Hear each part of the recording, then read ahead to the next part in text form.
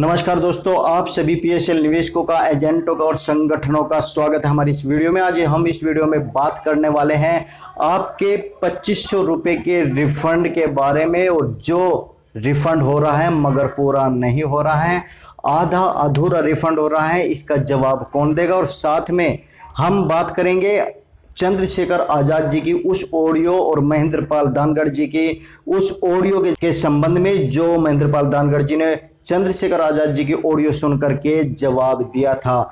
इसी बीच में एक ऑडियो और आई है, हम साथ में वो भी दिखाने वाले हैं आपको इस वीडियो में। जो चाहते हैं कि महेंद्र पाल दानगढ़ जी और चंद्रशेखर आजाद जी का किसी तरीके से मनमुटाव खत्म हो और पीएसएल निवेशकों के हित के लिए सोचे। साथ में हम आपको इस वीडियो में दिखाएंगे जो आपने कमेंट्स किए हैं वीडियो देख करके। चंद्रशेखर आजाद जी और महेंद्र पाल दानगढ़ जी वाली वीडियो देखी, कमेंट्स किए हैं, उसके बारे में बताएंगे कि कौन कितना गलत है और आप पीएसएल निवेशकों ने किसके हक में अपना वोट दिया है, किसके लिए सपोर्ट किया है। तो दोस्तों, इस बीच में जहां पर चंद्रशेखर आजाद जी और महेंद्र पाल दानगढ़ जी की बात हो रही थी, तभी एक बड़ा फैसला आया महेंद्र पाल दानगढ़ जी की तरफ से। महेंद्र पाल दानगढ़ जी ने सभी पीएसएल के हित को देखते हुए 26 अक्टूबर 2018 को सुबह 10 बजे जंतर मंतर दिल्ली में एक अनिश्चितकालीन भूख हड़ताल करने का निर्णय कर लिया है। और 26 अक्टूबर को सभी पीएसएल निवेशकों से, एजेंटों से और छोटे बड़े सभी संगठनों से आग्रह किया गया है कि पीएसएल के निवेशकों के हित के लिए और अन्य चिट फंड कंपनियों के निवेशकों के पैसा वापसी कराने के लिए आप इस धरने में शामिल हो, इस अनिश्चितकालीन भूख हड़ताल पर शामिल हो। और जहां पर बड़े बड़े संगठन जैसे एआईएस हुआ, पीएसएल लिमिटेड वर्कर कल्याण समिति हुई या भारतीय निवेशक सुरक्षा मंच हुआ, सभी संगठन इस बार महेंद्र पाल दानगढ़ जी का साथ देने के लिए जंतर मंतर पर पहुंचेंगे। और आप सभी, चाहे वो किसी भी कंपनी का निवेशक हो, वह भी जंतर मंतर दिल्ली पर 26 अक्टूबर 2018 सुबह 10 बजे पहुंच जाए, क्योंकि महेंद्र पाल दानगढ़ जी का बड़ा फैसला है और अनिश्चितकालीन भूख हड़ताल करने जा रहे हैं। और सरकार को क्लियर कह दिया है, या तो आपको पैसा देना पड़ेगा या झुकना पड़ेगा, और वरना 2019 में गद्दी से उतरना पड़ेगा। तो महेंद्र पाल दानगढ़ जी चाहते हैं कि आचार संहिता लगने से पहले निर्णय हो जाए कि पीएसएल के निवेशकों का पैसा आखिर कब लौटा रहे हैं। हालांकि 2500 रुपए की आपने अभी वीडियो देखी होगी कि इस वीडियो में दिखाया गया है कि 2500 रुपए रिफंड होना शुरू हो चुका है और सेबी ने तीव्र गति से सभी निवेशकों के अकाउंट में भेज रहा है। मगर ये छोटी खुशखबरी है, इंतजार तो उस बड़ी खुशखबरी का है जिसमें 50,000, 1 लाख, 2 लाख, 5 लाख रुपए निवेशकों के फंसे हुए हैं, जिनके खून पसीनों की मेहनत की गाढ़ी कमाई पीएसएल कंपनी में और अन्य चिट फंड कंपनियों में फंसी हुई है। अभी 2500 रुपए का आवेदन मांगा गया था 8 महीने पहले और अब 2500 रुपए का रिफंड होना शुरू हो चुका है। मगर इसमें भी सेबी ने चाल खेल दी है। क्या चाल? कि जिसका जमा 2500 रुपए है उसे मात्र 1250 रुपए मिल रहे हैं, ब्याज तो दे ही नहीं रहा, साथ में पैसा भी आधा करके दे रहा है। इसका जवाब कौन देगा? लोढ़ा कमेटी देगी, केंद्र सरकार देगी, राज्य सरकार देगी या सेबी देगा? आखिर ऐसा हो क्यों रहा है गरीब निवेशकों के साथ, जिन्होंने अपने खून पसीने से, अपनी गाढ़ी कमाई से ये पैसा जमा किया था अपने भविष्य के लिए, मगर उनका तो वर्तमान भी अंधकार में चला गया। तो इस सभी को मिलाते हुए कुल हम ये कह सकते हैं कि SEBI, Lodha committee, PSL management, केंद्र सरकार, राज्य सरकार, सभी एक दूसरे से मिले हुए। कोई नहीं चाहता कि पीएसएल निवेशकों का पैसा मिले। और ये जो रिफंड हो रहा है, हो सकता है कि ये भी इस वजह से हो रहा है कि आचार संहिता लग जाए, उसके बाद 4-5 महीने तक कुछ भी भारतीय निवेशक सुरक्षा मंच हो या महेंद्र पाल दानगढ़ जी हो या कोई भी छोटा बड़ा संगठन हो, कुछ नहीं कर सकता, चुपचाप बैठना पड़ेगा। और जिस तरह सेबी और लोढ़ा कमेटी अत्याचार करती हुई आ रही है पीएसएल निवेशकों पर, उस तरह लगातार होता रहेगा। ये मनसा इनकी हो सकती है। दोस्तों, अब इसी मनसा को खत्म करने के लिए 26 अक्टूबर 2018 को महेंद्र पाल दानगढ़ जी जंतर मंतर दिल्ली में सुबह 10 बजे भूख हड़ताल पर बैठने वाले हैं, जो अनिश्चितकालीन भूख हड़ताल है, जिसमें सभी छोटे बड़े आपको पदाधिकारी संगठनों के दिखाई देंगे, पीएसएल निवेशक दिखाई देंगे, अन्य चिट फंड कंपनियों निवेशक दिखाई देंगे। और दिल्ली में जंतर मंतर पर धरने पर बैठने का बड़ा निर्णय महेंद्रपाल दानगढ़ जी का इसलिए है कि मीडिया हमारी कवरेज कर सके, और मीडिया कवरेज नहीं करती तो डायरेक्ट सरकार तक ये खबर पहुंच सके, क्योंकि दिल्ली में सरकार बैठी है, केंद्र सरकार दिल्ली में बैठी है, तो दिल्ली से ही सब जगह खबर जाती है। तो दिल्ली में इस वजह से ये बड़ा निर्णय लिया गया है, और उम्मीद जताई जा रही है कि इस बार कुछ न कुछ बड़ा निर्णय होगा, क्योंकि मात्र 2 महीने 1.5 महीना बचा है आचार संहिता लगने में। यदि अब निर्णय नहीं हुआ तो फिर कब होगा, ये बड़ा सवाल है कि आखिर पीएसएल निवेशकों का पैसा क्या 2018 में मिल जाएगा, ये बड़ा सवाल है। यदि आप लोगों को ऐसा लगता है कि इस अनिश्चितकालीन भूख हड़ताल से पैसा आपका 2018 में मिल जाएगा, तो आप नीचे कमेंट्स बॉक्स में हमें जवाब जरूर दें, आपको ऐसा क्या लगता है। और यदि आप वाकई में ही संगठनों का साथ देना चाहते हैं जो आप पीएसएल निवेशकों के लिए लड़ रहे हैं, तो जंतर मंतर पर 26 अक्टूबर 2018 को सुबह 10 बजे ज़्यादा से ज़्यादा संख्या में पहुंचे और महेंद्रपाल दानगढ़ जी का जो भूख हड़ताल कर रहे हैं उनका साहस बंधाए और कहे कि हम आपके साथ हैं। ये जब तक लड़ाई लड़ी जाएगी तब तक हमारा पैसा वापसी नहीं हो जाता। दोस्तों, चंद्रशेखर आजाद जी ने जो ऑडियो डाली थी, यदि अभी तक आपने वो ऑडियो नहीं देखी तो ये स्क्रीन पर आपको पोस्टर दिखाई दे रहा होगा, टेप फिल्म्स न्यूज पर यूट्यूब पर सर्च करें और इस ऑडियो को सुन लीजिए। उसके बाद महेंद्रपाल दानगढ़ जी ने जवाब दिया था, आप इस वीडियो को भी देख लीजिए जो अभी तक आपने नहीं देखी होगी, और यदि देख ली है तो इन्हीं के बीच में एक ऑडियो और आई है, वो हम इस वीडियो में अब आपको सुनाने वाले हैं। उस ऑडियो में महेंद्रपाल दानगढ़ जी चंद्रशेखर आजाद जी के बीच में जो मनमुटाव है उसको खत्म करने की कोशिश की गई है।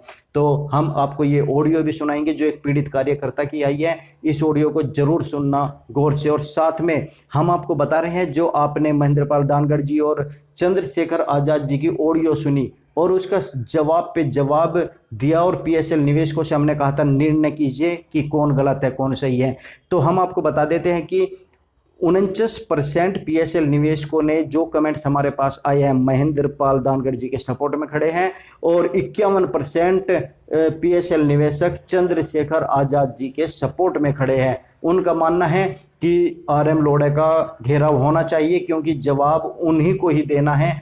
सुप्रीम कोर्ट ने उन्हीं को ही क्लियर किया है कि यही पीएसएल का एसेट्स बेचकर आपके पैसों को देगा, तो चंद्रशेखर आजाद जी ने भी यही कहा था।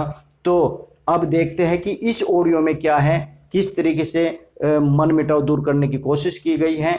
तो आइए देख लेते हैं इस वीडियो को। और दोस्तों, यदि अभी तक आपने हमारा ये चैनल सब्सक्राइब नहीं किया तो नीचे एक लाल रंग का बटन आपको दिखाई दे रहा होगा, उसे दबा दीजिए, और बराबर में किस तरह घंटे का निशान दिखाई दे रहा होगा, इसे भी दबा दीजिए। ये आपको सूचना देगा जो बिल्कुल फ्री है कि अब नई पीएसएल की न्यूज अपलोड हो चुकी है चैनल पर, आप बिना सर्चिंग किए देख सकते हो। और वीडियो के नीचे एक थम्स का निशान ऐसा होगा, उसे भी दबा दीजिए। ये इससे हमारी वीडियो लाइक हो जाएगी और हमें हौसला मिलेगा आपके लिए नई तारो ताज़ा पीएसएल की न्यूज़ बनाकर लाने में। तो धन्यवाद, थैंक यू वेरी मच। आप देख लीजिए इस ऑडियो को जो अभी अभी आई है। धन्यवाद।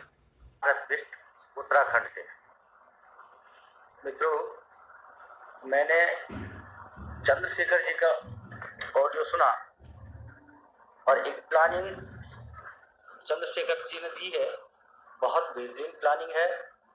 और मैं तो कब से ये कह रहा था कि बाकी कामों को छोड़ के, बाकी चीज़ों को छोड़ के आज की डेट में हमारा केवल टारगेट लोढ़ा कमेटी और लोढ़ा कमेटी में जो सेबी के 3 और लोग हैं उनके खिलाफ होना चाहिए कोई भी कार्यक्रम, क्योंकि ये बिल्कुल सही बात है कि आज की डेट में हमारा पैसा केवल और केवल लोढ़ा कमेटी के पास ही फंसा हुआ है।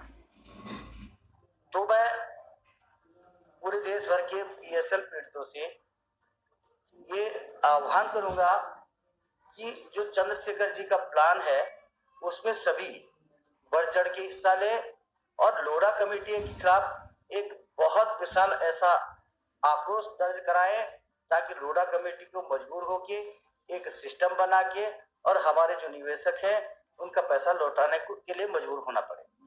मित्रों, मैंने चंद्रशेखर जी के ऑडियो में जो चीजें सुनी है उनकी बहुत अच्छी प्लानिंग है। टारगेट ही हमारा नोडा कमेटी बनती है, लेकिन जो अभी तक संगठन जो बने हुए हैं, जो पिछले 4 सालों से लड़ाई लड़ते हुए आ रहे हैं, उन संगठनों में ही चंद्रशेखर जी भी थे और उन्होंने भी इन संगठनों के साथ में निवेशकों के पैसे रिफंड के लिए लड़ाई लड़ी है।